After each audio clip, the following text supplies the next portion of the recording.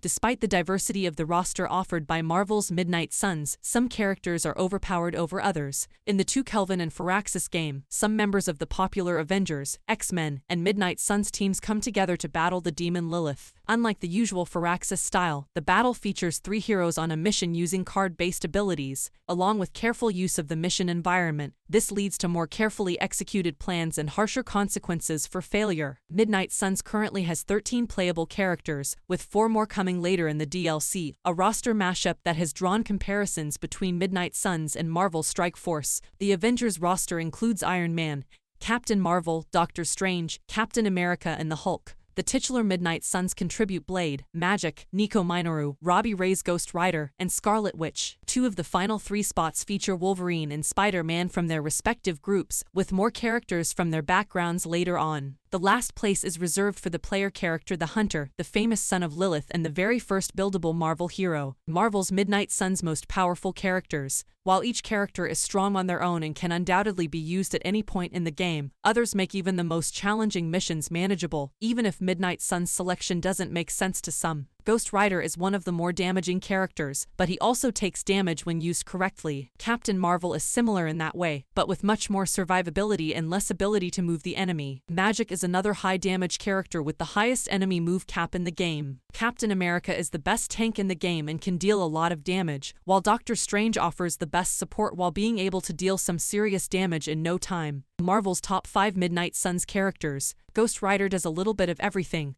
has lots of damage and lots of abilities that move enemies around the map. He also gets the bonus that if players use his passive Soul Collector correctly, he will give him permanent health which, while not making him a tank, allows his self-harming abilities to be used many times. Ghost Rider also has a handy self-heal ability which is great for picking off multiple weaker enemies. Captain Marvel is similar to Ghost Rider with its high damage, but is a much better tank due to its Midnight Suns binary mechanic that activates after playing 3 cards. The binary gives her a high block shield and increases her skill damage. Magic is more fragile than the previous 2, but still makes its mark in offensive territory. Her portals are great ways to throw, stun, or blast enemies in the environment, while her offensive abilities deal high damage and provide crowd control. With the Hulk being a late addition to the game, Captain America is the best tank in the entire campaign, with the ability to taunt enemies and give him and his teammates an extra block. The first Avenger also has some strong attacks that are good for taking out multiple enemies, or focusing on just one. Doctor Strange, an underutilized Marvel game character, easily claims the title of top bracket due to his abilities to increase team damage and give the team greater card usage.